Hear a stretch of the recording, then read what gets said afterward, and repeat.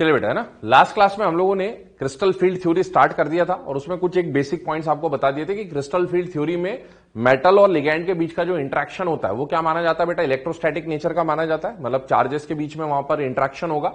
दूसरी बात जो आपको बोली थी कि अगर एटम जब तक अकेला है, डी ब्लॉक के सेंट्रल मेटल की बात कर रहा हूं, एटम जब तक अकेला है उसके पांचों डी ऑर्बिटल्स की एनर्जी क्या होती है, सेम, जिन्हें डीजेनरेट ऑर्बिटल बोला जाता है। लेकिन जब लिगैंड आना शुरू करता है, ये मेटल है, लिगैंड बॉन्ड बनाने आ रहा है, तो लिगैंड जब इसकी तरफ आना चालू होगा तो जो मेटल है उसके पांचों जो डी ऑर्बिटल है वो दो पार्ट में स्प्लिट हो जाते हैं, टूट जाते हैं। हाँ, इसी को हम लोग क्या बोलते हैं बेटा, स्प्लिटिंग। क्या बोलते हैं, स्प्लिटिंग बोलते हैं। तो वो स्प्लिट हो जाते हैं दो पार्ट में।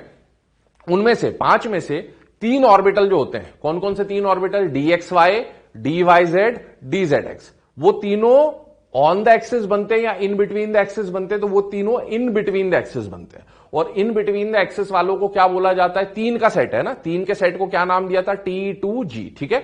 और इसके अलावा जो बचे हुए दो डी ऑर्बिटल्स हैं, कौन कौन से, स्क्वायर वाले, D X square Y square और डी जेड स्क्वायर, इन दोनों का जो स्ट्रक्चर बनता है वो ऑन द एक्सिस बनता है। इनके लोब्स कहां पर बनते हैं, ऑन द एक्सिस, और ऑन द एक्सिस वाले जो दो हैं, दो के सेट को हमने क्या बोला था, EG। तो एक्चुअल में इन प्रेजेंस ऑफ लिगैंड जो पांचों डी ऑर्बिटल हैं, they get split into two sets. First is T2G which is between the axes वाला set, and second part is EG set which is on the axes वाला set, ठीक है। ये बहुत काम की बात है। क्यों, क्योंकि अभी हम जब क्रिस्टल फील्ड स्प्लिटिंग समझेंगे ना, तो हमें CFT, सुनना मेरी बात ध्यान से, हमें CFT को जो पढ़ना है, जैसे VBT याद करो, VBT हमने किसके हिसाब से पढ़ा था, इसमें भी हम लोग CFT में भी हाइब्रिडाइजेशन वगैरह ही निकालेंगे, है ना। दोनों से क्वेश्चन सेम सॉल्व होंगे। हाँ, CFT से कुछ एडिशनल चीजें और सॉल्व होती है, वो हम बात की बात करेंगे। अभी हमारा बेसिक फोकस हाइब्रिडाइजेशन वगैरह पे रहेगा। VBT क्या मानता था, VBT में जो भी हमने हाइब्रिडाइजेशन निकाला था, हमने इस तरह के 5 डब्बे बनाए थे, फिर इलेक्ट्रॉन फिल करे थे, फिर उसमें देखा था पेयरिंग होगी या नहीं होगी। वो किसके लिए करा था, पांचों के लिए, है ना। तो VBT के हिसाब से तो पांचों की एनर्जी क्या थी, बराबर। लेकिन CFT ने क्या बोल दिया कि ये जो पांचों जो डब्बे है ना, ये पांचों डब्बे बराबर एनर्जी के नहीं होंगे, ये दो पार्ट में टूटेंगे। कौन कौन से पार्ट में टूटेंगे, तीन वाला सेट और दो वाला सेट। तीन वाले सेट को नाम दूंगा T2G, दो वाले सेट को नाम दूंगा EG, ठीक है। पर दोनों की एनर्जी में से किसी ना किसी की, ध्यान से सुनना, दोनों में से ये पांच जो थे, ये पांचों टूट गए, स्प्लिट हो गए दो हिस्सों में, T2G, EG। पर T2G और EG में से किसी एक की एनर्जी ज्यादा होगी और किसी एक की एनर्जी कम होगी, ये हमेशा होगा, ठीक है। और किसकी एनर्जी ज्यादा होगी, किसकी एनर्जी कम होगी, वो किससे डिसाइड होगा, ज्योमेट्री से। किससे डिसाइड होगा, ज्योमेट्री से। देखिए, VBT में हम लोगों ने जब क्वेश्चन करे तो हमने कोऑर्डिनेशन नंबर के बेसिस पे करे थे। कोऑर्डिनेशन नंबर 6 है, कोऑर्डिनेशन नंबर 5 है, कोऑर्डिनेशन नंबर 4 है, ठीक है ना, ऐसे क्वेश्चन सॉल्व करे थे। हम CFT में क्वेश्चन कोऑर्डिनेशन नंबर से सॉल्व नहीं करेंगे, किससे सॉल्व करेंगे, ज्योमेट्री से।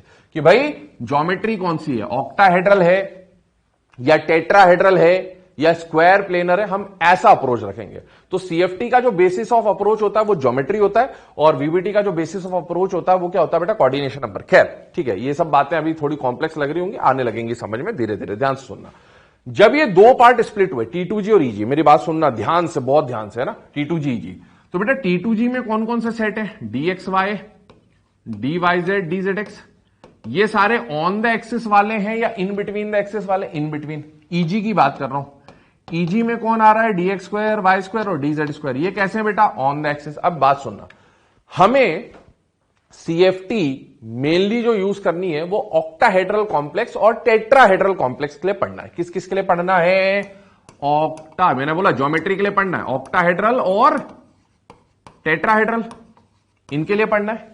अब ऑक्टाहेड्रल अगर स्ट्रक्चर है तो फिर तो हाइब्रिडाइजेशन दो हो सकते हैं, D2sp3 भी हो सकता है और sp3d2 भी हो सकता है। हाँ, टेट्राहेड्रल ज्योमेट्री तभी होगा जब हाइब्रिडाइजेशन क्या होगा, sp3। तो हम हाइब्रिडाइजेशन से नहीं, हम ज्योमेट्री से सॉल्व करेंगे। ऑक्टाहेड्रल में से कुछ भी हो सकता है। एक बात बताओ, पहले ऑक्टाहेड्रल समझा रहा हूं क्योंकि मेनली ऑक्टाहेड्रल के लिए काम में आएगा, ठीक है। तो ऑक्टाहेड्रल अगर ज्योमेट्री है किसी कॉम्प्लेक्स की, ये आपको पता है, तो हाइब्रिडाइजेशन तो दो हो सकते हैं, या तो DSP3, D2sp3 या sp3d2। बेटा एक बात बताओगे, इस हाइब्रिडाइजेशन में ये जो दो डी काम में आ रहे हैं, अंदर हो या बाहर हो, ये कौन से डी होते हैं, याद करो, केमिकल बॉन्डिंग, sp3d2 में s कोई भी हो सकता है, p कौन से होते थे, px, py, pz, और d दो कौन से होते थे, dx स्क्वायर, वाई स्क्वायर और dz स्क्वायर, ये दो डी आते थे। हरी बात समझ में। ऐसे ये दो डी अगर हैं या ये दो डी है, बस बात ये है कि ये अंदर वाले डी है n-1 और ये बाहर वाले डी है, लेकिन दोनों केस में जो दो डी ऑर्बिटल यूज में आएंगे ना, वो कौन से होंगे?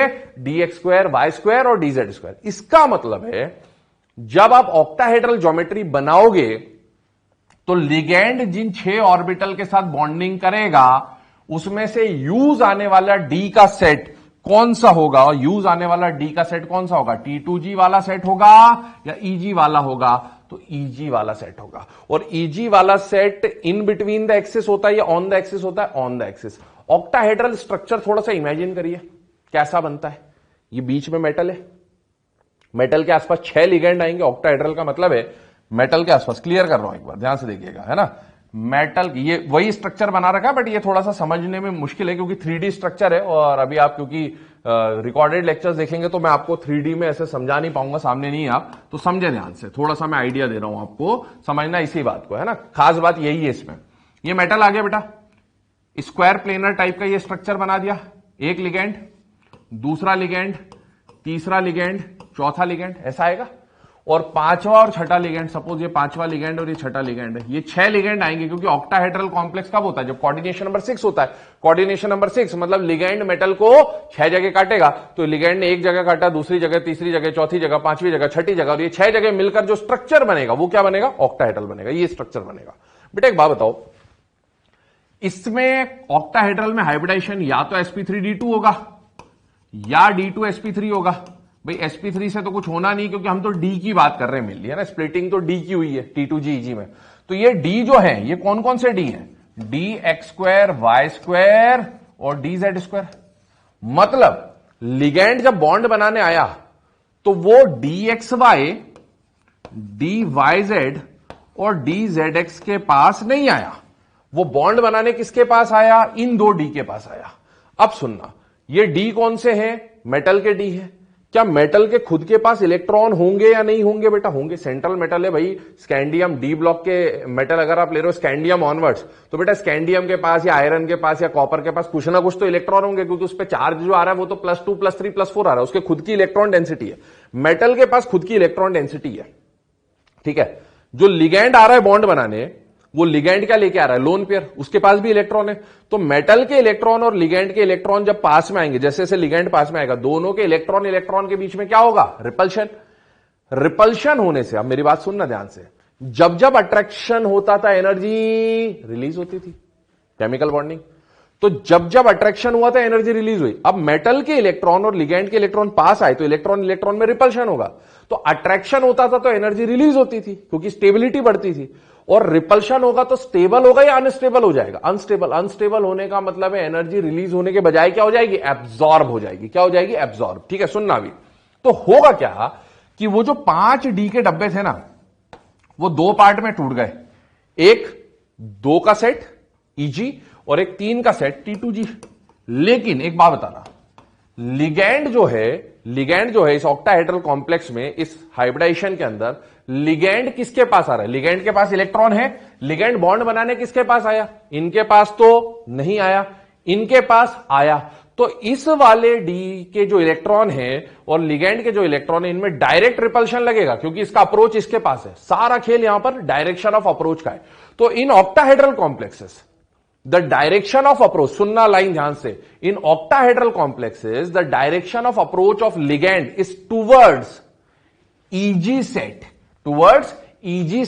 which is axial d orbitals. ligand किसके पास आएंगे? axial d orbital. Therefore electrons present in axial d orbital and the electrons present in ligand face more repulsion, है ना, इनके बीच में ज्यादा रिपल्शन लगेगा। तो direction of approach of ligand is towards the axial D orbital, that is Eg, that is dx2 y2 and dz2। Therefore they will experience more repulsion. और बेटा ज्यादा रिपल्शन किस पे लगा? 2 वाले सेट पे। 3 वाले के तरफ तो लिगैंड आया ही नहीं, तो इस पे रिपल्शन कम लगा। तो जिस पर रिपल्शन ज्यादा लगा वो ज्यादा अनस्टेबल होगा। ज्यादा अनस्टेबल होगा मतलब Eg वाला सेट ऊपर चला जाएगा एनर्जी लेवल पे। ये पांचों की एनर्जी, मीन एनर्जी है, तो ये एनर्जी में ऊपर। और जो 3 वाला सेट है जिस पर रिपल्शन नहीं लग रहा है क्योंकि लिगैंड इसके पास नहीं आया, तो इसके इलेक्ट्रॉन और लिगैंड के इलेक्ट्रॉन दूर होंगे, तो इस पे ज्यादा रिपल्शन नहीं लगेगा, इसीलिए इन तीन की एनर्जी कम, क्योंकि ये मोर स्टेबल रहेंगे। और ईजी वाले जिन पे डायरेक्ट रिपल्शन लग रहा है उनकी एनर्जी बढ़ जाएगी, क्योंकि जब जब रिपल्शन होगा एनर्जी बढ़ेगी, तो उन पे डायरेक्ट रिपल्शन है तो उनकी एनर्जी बढ़ जाएगी। तो ईजी की एनर्जी ज्यादा, T2G की एनर्जी कम। कब? ऑक्टाहेड्रल में। सुनते जाना ध्यान से, सुनते जाना ध्यान से, इरेज कर रहा हूं फिर से, ध्यान से देखें। अब देखो क्लियरली समझे, है ना, थोड़ा सा आइडिया अब आपको लग गया। दो ज्योमेट्री पढ़नी है, ऑक्टाहेड्रल और टेट्राहेड्रल। कौन कौन सी? ऑक्टाहेड्रल और टेट्राहेड्रल। पहले हम ऑक्टाहेड्रल पढ़ेंगे डिटेल में, टेट्राहेड्रल की बारी बाद में आएगी, बट मैं समझा दे रहा हूं अभी से। ऑक्टाहेड्रल में, ऑक्टाहेड्रल का स्ट्रक्चर याद करिए। तो स्ट्रक्चर अभी मैंने आपको बना के बताया था, इस तरह का स्ट्रक्चर बना।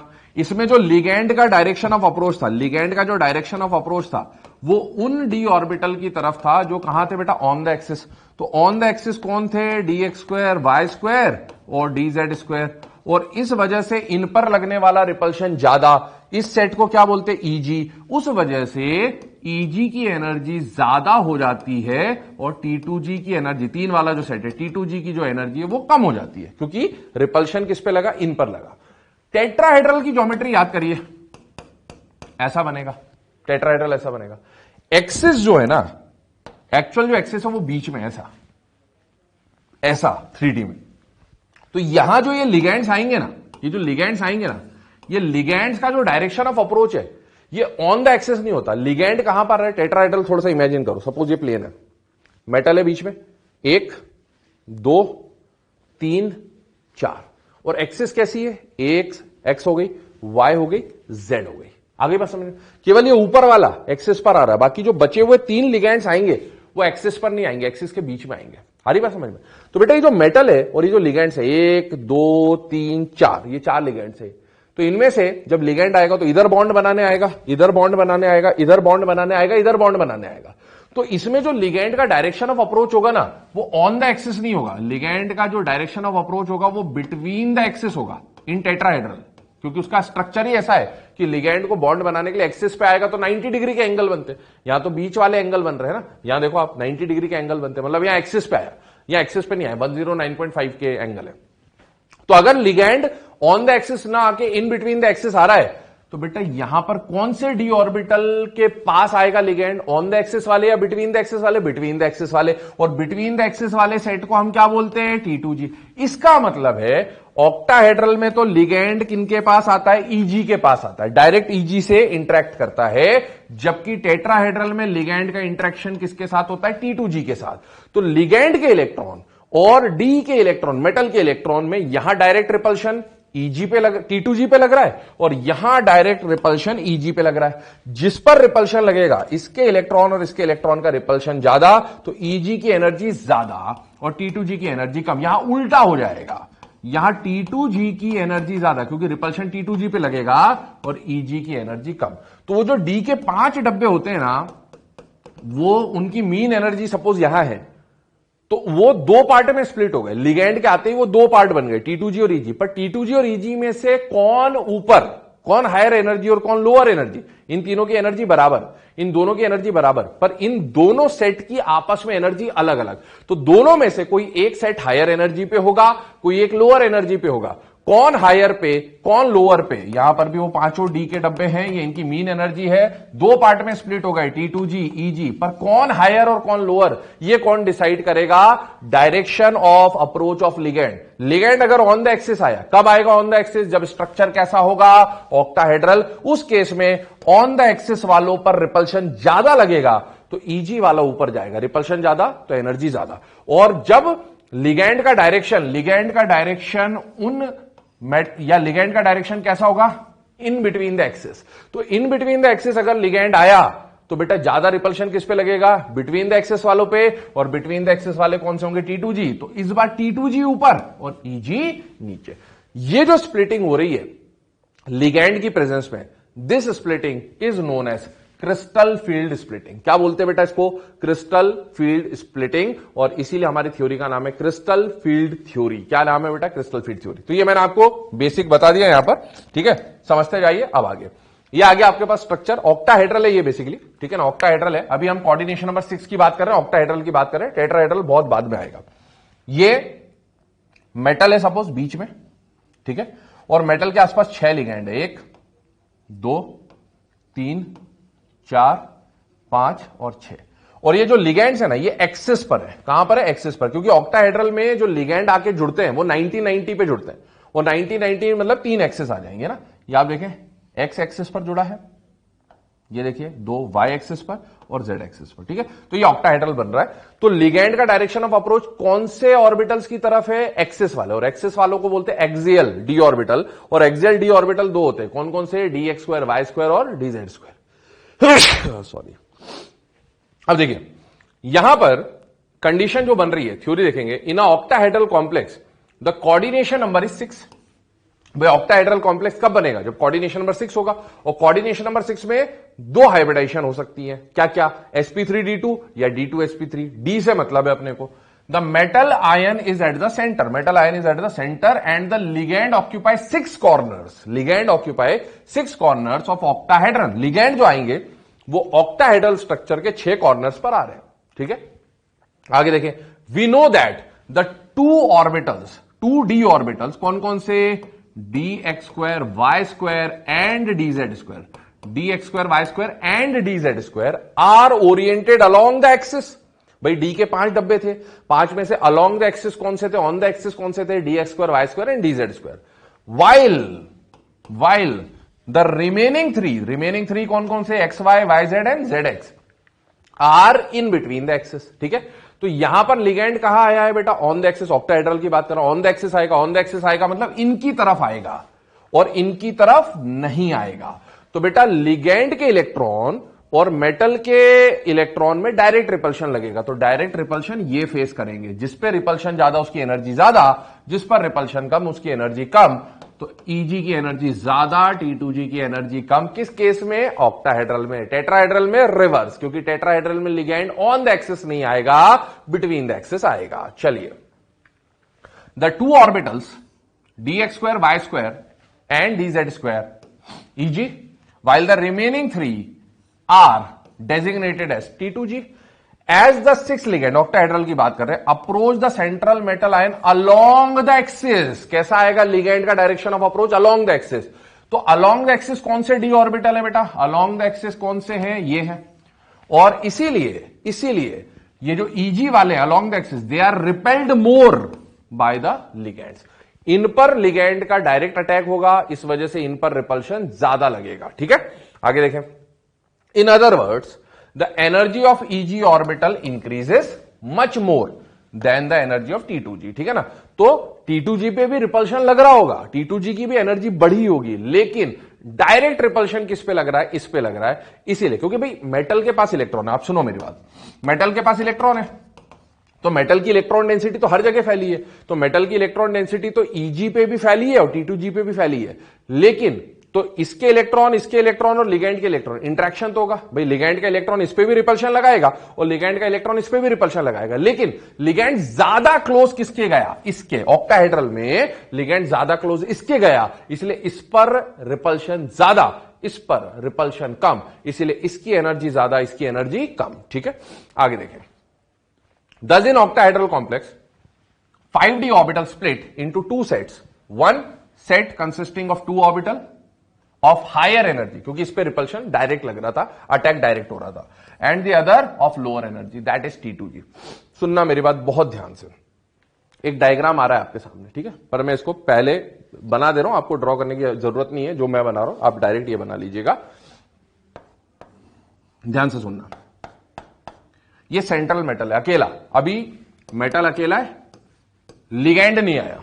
लिगैंड नहीं आया तो ये पांचों ऑर्बिटल जो है, क्या ये पांचों की एनर्जी बराबर होगी? ये डी ऑर्बिटल है, डी जनरेट डी ऑर्बिटल है ना, ये पांचों की एनर्जी बराबर है। In the absence of ligand, atomic structure के हिसाब से पांचों की एनर्जी बराबर, dxy yz zx x square y square z square, पांचों की एनर्जी बराबर। अब लिगैंड है, लिगैंड ने मेटल की तरफ आना शुरू किया, लिगैंड ने मेटल की तरफ आना शुरू किया। तो बताओ, मेटल के इलेक्ट्रॉन्स और लिगैंड के इलेक्ट्रॉन में रिपल्शन लगेगा या नहीं लगेगा? लगेगा।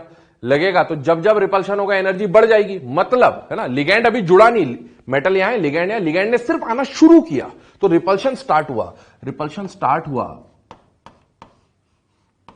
तो ये पांचों की एनर्जी है ना, पांचों की जो एनर्जी है उसमें इंक्रीज हुआ। ये हाइपोथेटिकल कंडीशन अपन लेके चल रहे हैं। पांचों की एनर्जी इंक्रीज हुई। कब इंक्रीज हुई? इन प्रेजेंस ऑफ लिगेंड। लिगेंड ने इसकी तरफ आना शुरू किया, अप्रोच करना शुरू किया, पांचों की एनर्जी बढ़ गई, है ना।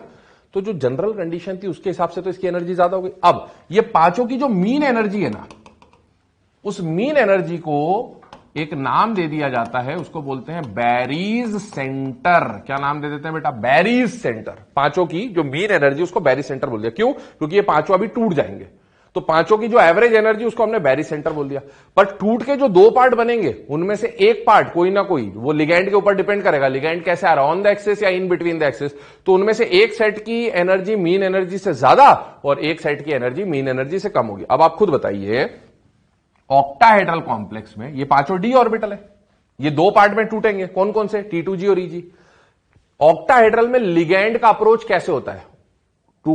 ऑन द एक्सिस होता है या इन बिटवीन द एक्सिस होता है? On the axis. On the axis वाले कौन से ऑर्बिटल होते हैं बेटा? EG। तो EG और लिगैंड का डायरेक्ट इंटरेक्शन होगा, और डायरेक्ट इंटरेक्शन होगा तो रिपल्शन EG पे ज्यादा लगेगा। तो ये जो dxy yz है ना, ये सॉरी dx2 y2 और dz2, इनकी एनर्जी क्या हो जाएगी? ज्यादा। और बचे हुए जो तीन है उस पर रिपल्शन कम लग रहा है क्योंकि लिगैंड उसकी तरफ जा नहीं रहा है, तो इनकी एनर्जी कम होगी। लेकिन आप देखो T2G और EG दोनों की एनर्जी इस डीजेनरेट जो इनिशियल स्टेट थी ना उससे ज्यादा है, तो इस पर भी रिपल्शन लगा है लिगैंड का, इस पर भी लगा है, तभी तो इन दोनों की एनर्जी मीन से ज्यादा है, जो इनिशियल कंडीशन थी उससे ज्यादा है। हाँ, लेकिन आपस में कंपेयर करें तो इस पर रिपल्शन सबसे ज्यादा, क्योंकि लिगैंड आया ही इसके पास, तो ये हाईएस्ट लेवल पे और ये उससे थोड़े से कम लेवल पे। ठीक है, ये जो मीन एनर्जी है, ठीक है ना, अभी भी अगर मैं दोनों की एनर्जी को इक्वलाइज कर दूंगा तो वो यहां पर आ जाएगा मीन, बैरीज सेंटर। ठीक है, अब सुनो, ये जो दोनों हैं, सुनना मेरी बात, ध्यान से समझते जाना, अभी एक एक पॉइंट है ना, काम आएगा। ये सब थ्योरीज है, इसके बेस पे हम लोग जब सॉल्व करेंगे तो सबसे इजी CFT। आपको अभी तक लग रहा होगा कि टफ है, बहुत इजी है क्वेश्चन सॉल्व करना, सबसे आसान है इससे, बट ये समझना बहुत जरूरी है। अब देखो, पांचों तो टूट गए, पांचों टूट के दो पार्ट में बन गए। ठीक है, ऊपर वाला सेट EG, नीचे वाला सेट T2G। क्यों? क्योंकि कॉम्प्लेक्स कैसा? ऑक्टाहेड्रल, लिगैंड इसके पास आया तो रिपल्शन ज्यादा लगा। अब एक बात बताना, डीजेनरेट ऑर्बिटल, क्या ये तीनों ऑर्बिटल सेम एनर्जी पे है बेटा? यस, मतलब ये तीनों डीजेनरेट है तो दिस इज ट्रिपली डीजेनरेट। क्या ये दोनों सेम एनर्जी पे बेटा? यस, तो इनको बोलेंगे डबली डीजेनरेट। पर क्या EG और T2G की एनर्जी सेम है? नहीं, EG और T2G में से T2G लोअर एनर्जी पे और EG हायर एनर्जी पे। तो जब भी इलेक्ट्रॉन आएगा, पहले हमने बीबीटी में क्या करा था, इलेक्ट्रॉन इन पांचों डब्बों में भर रहे थे ऐसे 1 2 3 4 5 पेयरिंग, पर CFT ने बोला कि ये पांचों तो है ही नहीं, ये तो टूट गए लिगैंड आते ही। तो अब इलेक्ट्रॉन T2G और EG में भरा जाएगा। किसमें भरेंगे? T2G और EG। पहले इलेक्ट्रॉन T2G में भरेंगे या EG में भरेंगे? T2G। अब बार लोअर एनर्जी में इलेक्ट्रॉन पहले जाता है, फिर किसमें जाता है? Higher energy. आगे बात समझ में? पहले इलेक्ट्रॉन T2G में, बाद में EG में। किसमें? ऑक्टाहेड्रल की बात हो रही है। अब सुनिए, इन दोनों के बीच का ये जो एनर्जी का गैप है इसको बोलते हैं डेल्टा O। क्या बोलते हैं? डेल्टा। डेल्टा तो गैप हो गया, और जीरो नहीं है, ये O है। O मतलब octahedral, delta O। This is known as crystal field splitting energy. क्या T2G और EG में स्प्लिटिंग हो गई है बेटा? यस, गैप हो गया, तो crystal field splitting energy for octahedral complex, ये डेल्टा O का नाम होगा, crystal field splitting energy, short में CFSE। CFSE, crystal field splitting energy for octahedral complex. ठीक है, ये गैप बताएगा T2G EG का। हां, स्प्लिटिंग ज्यादा, सुनना मेरी बात, बिल्कुल ध्यान से समझते जाना, स्प्लिटिंग ज्यादा होगी तो क्या डेल्टा O का वैल्यू ज्यादा हो जाएगा? यस। ठीक है, और स्प्लिटिंग अगर कम हुई तो डेल्टा O का वैल्यू कम होगा। तो ये डेल्टा O का वैल्यू वेरिएबल होता है, ये ज्यादा भी हो सकता है, कम भी हो सकता है, वो डिपेंड करेगा कि लिगैंड कितना स्ट्रांग है। अगर ज्यादा स्ट्रांग लिगैंड आ गया तो स्प्लिटिंग ज्यादा, और अगर वीक लिगैंड आया तो स्प्लिटिंग कम। ठीक है, दूसरी बात, ये जो डेल्टा O की एनर्जी है, टोटल एनर्जी है जो, इसमें से कुछ पार्ट इसके पास होगा और कुछ पार्ट इनके पास होगा। अब सुने, ये वाला जो लेवल है इसको अपन क्या बोलते हैं बेटा? Mean energy level. ये मैं समझा दे रहा हूं, डायग्राम इसके बाद आएगा, आप डायरेक्ट नोट कर लेंगे, बट वो समझा रहा हूं पहले, है ना। ये मीन एनर्जी लेवल है बेटा। मीन से ऊपर गया तो ये पॉजिटिव साइन लेके चलेगा, और मीन से नीचे तो ये नेगेटिव। ये यहां आना चाहिए, है ना, इस जगह पर, बट मैं नीचे लिख रहा हूं बेटा। ऊपर है, टोटल डब्बे कितने थे? 5। टोटल डब्बे कितने? 5। टोटल डब्बे कितने? 5। इन 5 में से ऊपर कितने डब्बे? 2। तो और नीचे कितने डब्बे? 3। उल्टा लिखना है, नीचे 3 है ना, तो यहां 3। डेल्टा ओ का 3/5 पार्ट इनके पास है एनर्जी, ठीक है। और नीचे कितने डब्बे? 3, ऊपर कितने? 2। उल्टा लिखना है ना, तो नीचे 2 आ जाएगा डेल्टा ओ। तो डेल्टा ओ जो एनर्जी है ना, उसका +3/5 पार्ट इनके पास है और डेल्टा ओ की एनर्जी का -2/5 पार्ट इनके पास है। ये प्लस माइनस केवल क्या बता रहा है कि ये मीन से ऊपर है और ये मीन से नीचे। ऐसा क्यों किया सर कि ऊपर तो 2 थे और आपने 3 क्यों लिख दिया? वो बताऊंगा अभी, समझिएगा। क्या ये 3/5 डेल्टा ओ को मैं +0.6 डेल्टा ओ भी लिख सकता हूं? ये यही लिख लेना आप, ठीक है ना, और करके। और क्या मैं इसको -0.4 डेल्टा ओ भी लिख सकता हूं? Yes.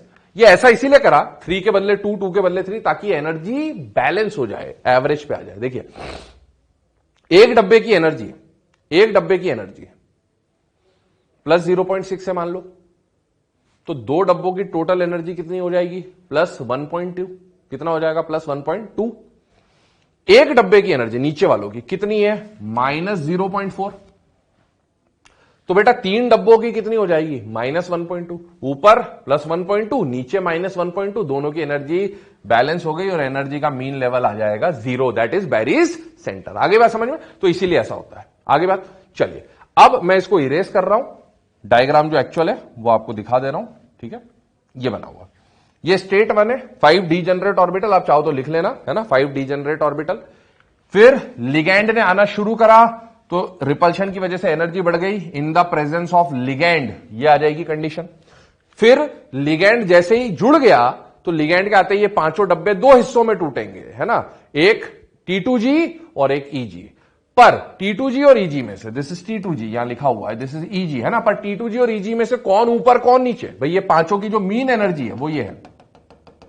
This mean energy is known as barycentre, है ना, मीन एनर्जी को क्या बोल रहे हैं? बैरी सेंटर बोल रहे हैं, ठीक है। अब सुनो, T2G और EG में से कौन ऊपर कौन नीचे, ये कैसे पता चलेगा? वो पता चलेगा लिगैंड के डायरेक्शन से। बताइए, ऑक्टाहेड्रल में लिगैंड कैसे आता है? ऑन द एक्सिस आता है ना, ऑन द एक्सिस आता है। तो ऑन द एक्सिस वाले कौन से ऑर्बिटल है? EG, इसीलिए EG पर डायरेक्ट रिपल्शन लगा, तो EG ऊपर और T2G नीचे।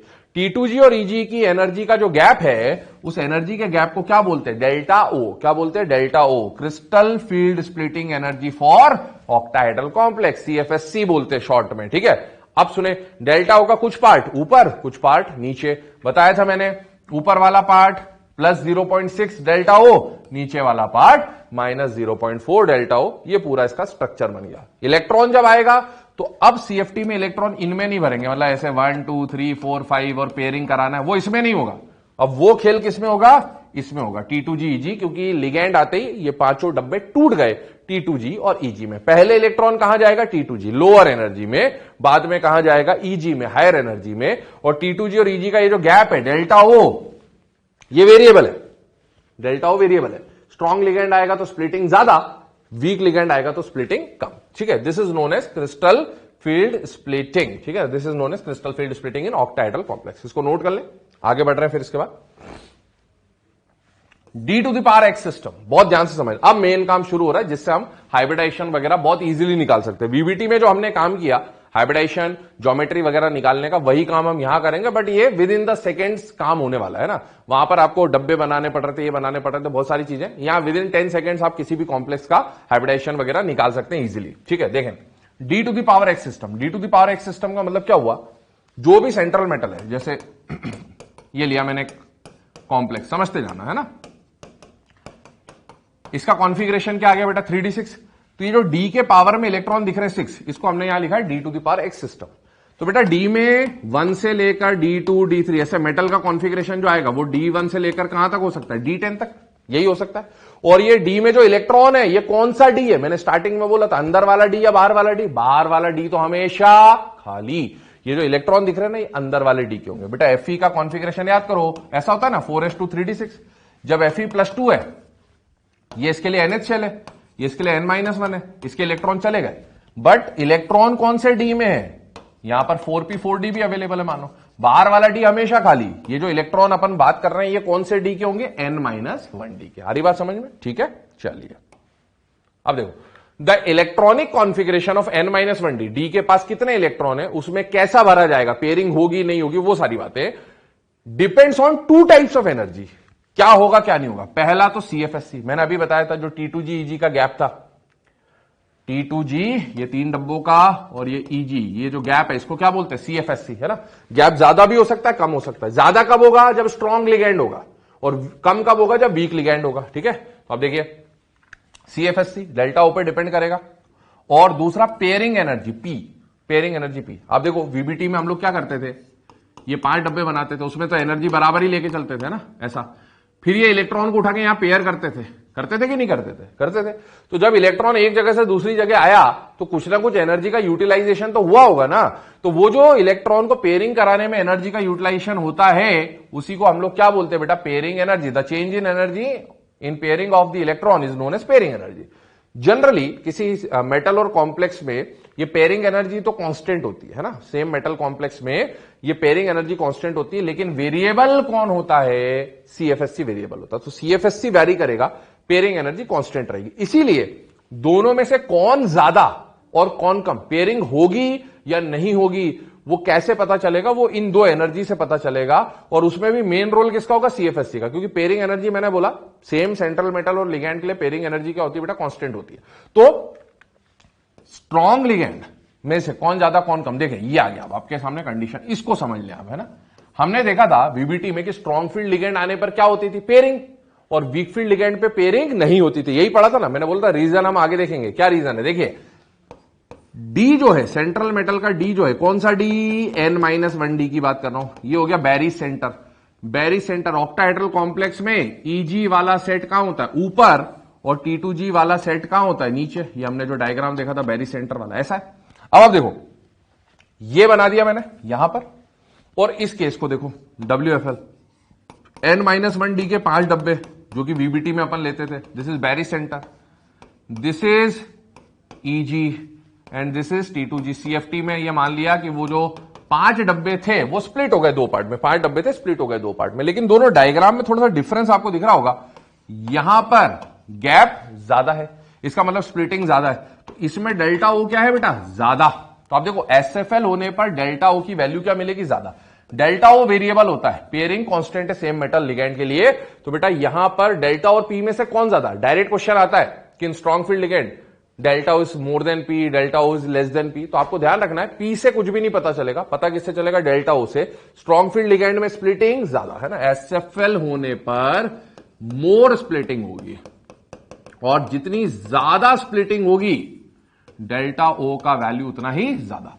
तो बेटा SFL में डेल्टा ओ ज्यादा, जबकि WFL में स्प्लिटिंग कम। WFL में स्प्लिटिंग क्या हो जाएगी? कम। और स्प्लिटिंग कम, इसका मतलब है डेल्टा ओ जो स्प्लिटिंग की वैल्यू है वो भी कम। तो यहां पर डेल्टा ओ का वैल्यू आपको कम मिलेगा, ठीक है ना। और डेल्टा ओ कम, तो आप देख लो डेल्टा ओ कम। पी से कुछ भी नहीं पता चलेगा, डेल्टा ओ से पता चलेगा। SFL है तो डेल्टा ओ ज्यादा, WFL है तो डेल्टा ओ कम। ये रिलेशन पूछे जा सकते हैं। ये बन गया। अब सुनिएगा मेन कहानी जो है, पेयरिंग क्यों हुई क्यों नहीं हुई, सुनना। कोई भी मेटल है, सेंट्रल मेटल है, मैंने बोला उसका D⁴ सिस्टम हम लोग पढ़ रहे हैं। डी का कॉन्फ़िगरेशन कुछ भी हो सकता है, D1 D2 D3 D4 से लेकर D10 तक। पहला इलेक्ट्रॉन है, अब मेरी बात बहुत ध्यान से समझना है ना, ये मैं फिलिंग करा रहा हूं, आगे देखिए ये आएगा आपके सामने ना। ये क्या है ये मैं समझा रहा हूं। मेटल की कॉन्फ़िगरेशन कुछ भी हो सकती है, D1 D2 D3 D4 D5 D6 D7 D8 D9 D10। SFL की प्रेजेंस में T2G में कितने, EG में कितने इलेक्ट्रॉन, और WFL की प्रेजेंस में T2G और EG में कितने इलेक्ट्रॉन, वो समझ रहे हैं हम लोग, ठीक है। ध्यान से देखिएगा, ये आ गया। अब पहला इलेक्ट्रॉन आया, कौन सा इलेक्ट्रॉन आया बेटा? पहला इलेक्ट्रॉन आया, ठीक है। सपोज ये VBT में वो पहला इलेक्ट्रॉन में ऐसे भर देता, पर CFT ने बोला कि ये तो है ही नहीं, अब तो ये जो था वो इस पार्ट में टूट गया, ठीक है। तो अब आप बताओ, पहला इलेक्ट्रॉन T2G और EG में से, अभी हम किसकी बात कर रहे हैं? SFL की बात करने, मान लीजिए T2G और EG में से पहला इलेक्ट्रॉन कहां जाएगा? T2G में या EG में? T2G, lower energy. WFL हुआ और पहला इलेक्ट्रॉन आया, D1 कॉन्फ़िगरेशन आया, तो पहला इलेक्ट्रॉन कहां जाएगा? T2G या EG? T2G, क्योंकि T2G की एनर्जी कम है, ठीक है। तो पहला इलेक्ट्रॉन आपने यहां भर दिया एक, पहला इलेक्ट्रॉन आपने यहां भर दिया एक। आगे बात समझ में? अभी समझते जाइए, मैं एक बार और समझाऊंगा आपको वापस। फिर दूसरा इलेक्ट्रॉन आया, जैसे मेटल की कॉन्फ़िगरेशन क्या हो गई? D2, तो ये दूसरा इलेक्ट्रॉन आता VBT में, दूसरा इलेक्ट्रॉन आता VBT में। SFL होने पर ऐसी कुछ कंडीशन है, दूसरा इलेक्ट्रॉन भी कहां आएगा, T2G पर। पहला डब्बा या दूसरा डब्बा, दूसरा डब्बा, क्योंकि पहले सिंगल फिलिंग होती है बाद में पेयरिंग होती है। दूसरा इलेक्ट्रॉन T2G या EG, T2G फर्स्ट डब्बा या सेकंड डब्बा, सेकंड डब्बा, सिंगल फिलिंग, ऐसा हुआ, ठीक है। तीसरा इलेक्ट्रॉन आया, मेटल का कॉन्फ़िगरेशन कुछ भी आ सकता है ना, जब आप ऑक्सीडेशन स्टेट के बाद निकालेंगे, D3 आ गया सपोज। तीसरा इलेक्ट्रॉन कहां जाएगा, T2G या EG, T2G तीसरे डब्बे में, T2G तीसरे डब्बे में। अब आप देखो यहां तक की condition D1, D2, D3 SFL था या WFL था, कंडीशन सेम थी। सुनना अभी मेरे बात ध्यान से, ठीक है, अभी सेम है। अभी मैं एक और बार समझाता हूं आपको, अब ध्यान से सुनना, यहां तक कोई दिक्कत नहीं। अब दिक्कत शुरू होती है, अब आया चौथा इलेक्ट्रॉन, कौन सा इलेक्ट्रॉन आया, फोर्थ इलेक्ट्रॉन, मान लो D4 आ गया, तो D4 को तो आप यहां भर देते, D4 को तो आप यहां भर देते है ना, पर चौथा इलेक्ट्रॉन T2G या EG में से कहां जाएगा बेटा, कायदे से इलेक्ट्रॉन की पहले क्या होनी चाहिए, सिंगल फिलिंग, तो इलेक्ट्रॉन कहां जाना चाहता है, EG में। सुनना मेरी बात ध्यान से, EG में जाना चाहता है इलेक्ट्रॉन, यहां से निकला और इलेक्ट्रॉन कहां जाना चाहता है, EG, पहले सिंगल फिलिंग होनी चाहती है ना, इलेक्ट्रॉन जाना चाहता है ऊपर। पर क्या दोनों का एनर्जी का गैप ज्यादा है या कम है, दोनों में से देखो, यहां एनर्जी का गैप ज्यादा है। इलेक्ट्रॉन निकला ऊपर जाने के लिए, चौथा इलेक्ट्रॉन निकला ऊपर जाने के लिए, जाता जाता जाता जाता एनर्जी खत्म। ऊपर जाना चाहता था पर गैप ज्यादा होने की वजह से ऊपर नहीं जा पाया, मजबूरी में उसको पेयरिंग करनी पड़ी। क्या करनी पड़ी, पेयरिंग करनी पड़ी। क्यों हुई पेयरिंग, समझ में आया। SFL में अपन बोलते पेयरिंग होगी, क्यों होगी, क्योंकि SFL में डेल्टा O का गैप इतना ज्यादा होता है कि इलेक्ट्रॉन चाहकर भी ऊपर नहीं पहुंच पाता, उसे मजबूरी में पेयरिंग करनी पड़ती है। WFL, चौथा इलेक्ट्रॉन आया D4 वाला, तीन तो भर चुके, चौथा इलेक्ट्रॉन ऊपर जाना चाहता है, क्या चला जाएगा, यस, बहुत आसानी से चला जाएगा, क्योंकि ऊपर जाने के लिए गैप कम है, एनर्जी कम है, इसीलिए WFL में पेयरिंग नहीं होती, SFL में पेयरिंग हो जाती है। पांचवा इलेक्ट्रॉन आया, सुनना, पांचवा इलेक्ट्रॉन आया, फिर से ऊपर जाना चाहता है इलेक्ट्रॉन, अपनी है ना आदत तो बदलेगा नहीं, सिंगल फिलिंग के लिए ऊपर जाना चाहता है, चला चला चला, यहां तक चला, एनर्जी खत्म, नीचे आ गया, क्योंकि गैप ज्यादा था, तो पांचवा इलेक्ट्रॉन भी T2G में, EG खाली पड़ा, अभी तक EG क्या पड़ा है, खाली, ठीक है। इधर देखो पांचवा इलेक्ट्रॉन ऊपर चला जाएगा, तो यहां पेयरिंग हुई, यहां पेयरिंग नहीं हुई। आ रही बात समझ में। अब सुने आगे, छठा इलेक्ट्रॉन आया, ऊपर जाना चाहता था, नहीं जा पाया, नीचे आ गया, यहां छठा इलेक्ट्रॉन क्या, अब सब सिंगल फिल हो गए, तो सिक्स्थ इलेक्ट्रॉन पेयरिंग करेगा। अब पेयरिंग स्टार्ट हुई। सातवां इलेक्ट्रॉन आया, ऊपर जाना चाहता था, गया गया गया गया, यहां तक पहुंच गया, पर एनर्जी तो उसके पास भी उतनी थी जितनी बाकियों के पास थी, तो ऊपर जा पाएगा या नहीं जा पाएगा, नहीं जा पाएगा, वापस नीचे पलटा, नीचे पलटा, तो इन छह को क्या दिखा कि ये इलेक्ट्रॉन अगर आया तो तीनों में से तो किसी डब्बे में घुसेगा, तो ये इलेक्ट्रॉन क्या करेंगे, इसको रिपेल कर देंगे, क्योंकि यहां आ गया तो एक ऑर्बिटल में 3 इलेक्ट्रॉन हो जाएंगे। ये नहीं चाहते कि एक डब्बे में 3 इलेक्ट्रॉन आए, क्योंकि ऐसा हो नहीं सकता, ये 6 के 6 इलेक्ट्रॉन रिपेल कर देंगे। अब उसको रिपल्शन की वजह से इतनी एनर्जी मिल जाएगी कि वो ऊपर चला जाएगा, 7th इलेक्ट्रॉन। जबकि यहां पर देखो सब सिंगल फिलिंग तो हो ही चुकी थी, कोई प्रॉब्लम नहीं, एक की पेयरिंग हो गई, दूसरी, अब यहां पेयरिंग स्टार्ट हो गई। आ रही बात समझ में। तो कुछ इस तरह की फीलिंग होगी, कुछ इस तरह की फीलिंग होगी। अभी मैं फीलिंग आपको फिर से बताऊंगा अगली वाली स्लाइड पे, ये मैंने एक आइडिया दे दिया है ना। तो क्यों SFL में पेयरिंग होती है, इसका रीजन आपको समझ में आ गया, क्योंकि गैप ज्यादा था, मजबूरी में पेयरिंग हो रही थी। और WFL में पेयरिंग की जरूरत क्यों नहीं थी स्टार्टिंग में, जब है ना 4-5 में, तो वो इसीलिए क्योंकि यहां पर गैप कम था, तो पहले सब सिंगल फिल होंगे, फिर पेयरिंग होगी। यहां पहले T2G पूरा फिल होगा, फिर EG की फिलिंग होगी, ये कंडीशन है। अब सुनना, ध्यान से सुनना, ऑक्टाहेड्रल कॉम्प्लेक्स है, ऑक्टाहेड्रल कॉम्प्लेक्स है। हाइब्रिडाइजेशन 2 हो सकते हैं, हाइब्रिडाइजेशन भी निकलेगा इससे ना, हाइब्रिडाइजेशन 2 हो सकते हैं, कौन कौन सा, D2sp3 है ना, या फिर sp3d2। भाई sp3 तो कॉमन है, सिर्फ खेल किसका है, D का, कि D अंदर वाला या बाहर वाला, D अंदर वाला या बाहर वाला। अंदर वाला D आया तो इनर ऑर्बिटल, बाहर वाला D आया तो आउटर ऑर्बिटल। एक बात बताओ, ये जो मैंने EG बता रखा है, क्या ये sp3d2 और D2sp3 में जो 2 D काम में आते हैं, खाली D काम में आते हैं, वो खाली D कौन से होते हैं, T2G या EG, EG वाले कौन से काम में आते हैं, EG। याद करो ये 2 D कौन से थे, dx2y2 और dz2, dx2y2 dz2। इस dx2y2 dz2 को क्या बोलते हैं, EG बोलते हैं, और EG ये रहा, और ये EG कौन सा है, n-1 का। अगर n-1 का ये 2 D खाली है, इनसे मुझे काम ही नहीं है, क्योंकि हाइब्रिडाइजेशन में ये पार्टिसिपेट नहीं करेंगे। हाइब्रिडाइजेशन में कौन पार्टिसिपेट करेगा, EG। इन दोनों हाइब्रिडाइजेशन में EG काम में आएगा। हां, ये वाला कौन सा Eg है? n-1 वाला। और ये वाला कौन सा Eg है? n वाला। अगर Eg के दोनों डब्बे खाली हैं, n-1 की बात कर रहा हूं फिलहाल में, ये तो n वाला जो Eg होगा वो तो हमेशा खाली होगा, बाहर वाला D मैं पहले ही बोल चुका हूं खाली होता है ना, सिर्फ प्रॉब्लम अंदर वाले की होती है। अंदर वाला Eg अगर खाली है तो हाइब्रिडाइजेशन कौन सा हो जाएगा? D2sp3। दोनों D खाली होने चाहिए क्योंकि 2 D चाहिए हाइब्रिडाइजेशन में, है ना। और अगर अंदर वाले Eg खाली नहीं है तो मजबूरी में जो 2 D ऑर्बिटल आप यूज करोगे या 2 Eg आप यूज करोगे वो कौन सा होगा? बाहर वाला। तो इसीलिए हाइब्रिडाइजेशन क्या बनेगा? Outer orbital. समझना इसको। मेटल लिया, सपोज आयरन की बात कर रहा हूं, Fe पे कितना चार्ज है? +2। ठीक है, सुनते जाना ध्यान से। 1 2 3 4 5, ये 3D, ये 4s, ये 4p और ये 4d। कोऑर्डिनेशन नंबर 6 में हाइब्रिडाइजेशन में sp3 तो आएगा ही आएगा, 1 2 3 4, है ना, ये तो आना ही है। अब अंदर वाले 2d यूज आएंगे तो D2sp3, और बाहर वाले 2d यूज आएंगे तो sp3d2। आती बात समझ में इतनी? ठीक है। बाहर वाला D हमेशा खाली है, पर उसका रिक्वायरमेंट तब आएगा जब अंदर वाले D भर जाएंगे। अगर ये खाली नहीं है, ये हाइब्रिडाइजेशन में पार्टिसिपेट नहीं कर पाए, तब आपको बाहर वाले D लेने पड़ेंगे, है ना। बस अंदर वाले D, और ये 2 D जो हाइब्रिडाइजेशन में आएंगे D2sp3 में, D2sp3 में जो ये 2 D आएंगे, ये कौन से होने चाहिए? dx2, y2 और dz2। इनको हम लोग क्या बोलते हैं? Eg। स्प्लिटिंग डायग्राम में मैंने Eg कहां बनाया है? ऊपर। कहां बनाया? ऊपर। तो अगर ये n-1 के दोनों D वेकेंट है तो क्या ये हाइब्रिडाइजेशन में पार्टिसिपेट कर लेंगे? यस। अगर ये हाइब्रिडाइजेशन में पार्टिसिपेट कर लेंगे तो हाइब्रिडाइजेशन, अगर ये दोनों अंदर वाले जो D है n-1 वाले हाइब्रिडाइजेशन में पार्टिसिपेट करेंगे तो हाइब्रिडाइजेशन कौन सा बन जाएगा? D2sp3। लेकिन मान लो ये Eg खाली नहीं है तो हाइब्रिडाइजेशन में कौन से 2 D पार्टिसिपेट करेंगे? बाहर वाले। तो सारा खेल Eg का है ऑक्टाहेड्रल में। अगर अंदर वाले 2 Eg खाली, इरेज कर दे रहा हूं इसको, ठीक है ना, पिछले स्लाइड पे आ रहा हूं, ठीक है। अगर n-1 D के, ये टूट गया 2 पार्ट में, ये Eg है, ये T2g है, और इलेक्ट्रॉन तो n-1 D में ही होंगे, आउटर D तो खाली होता है। अगर n-1 D का Eg खाली हुआ, दोनों खाली हुए, तो हाइब्रिडाइजेशन में ये दोनों जाएंगे, और अगर हाइब्रिडाइजेशन में अंदर वाले 2 D गए तो हाइब्रिडाइजेशन क्या बन जाएगा? D2sp3। फिक्स है ना। तो मैं ऐसे ही बोलूंगा आपको कि क्या Eg खाली है या नहीं है।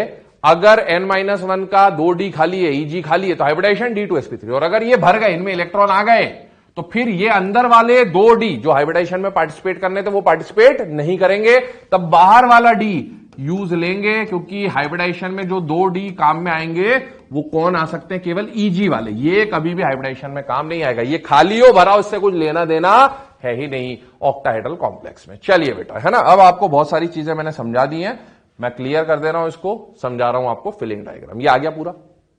अब 1 बाय 1 समझाऊंगा, तसल्ली से समझाऊंगा, इत्मीनान से समझाऊंगा, समझते जाइएगा।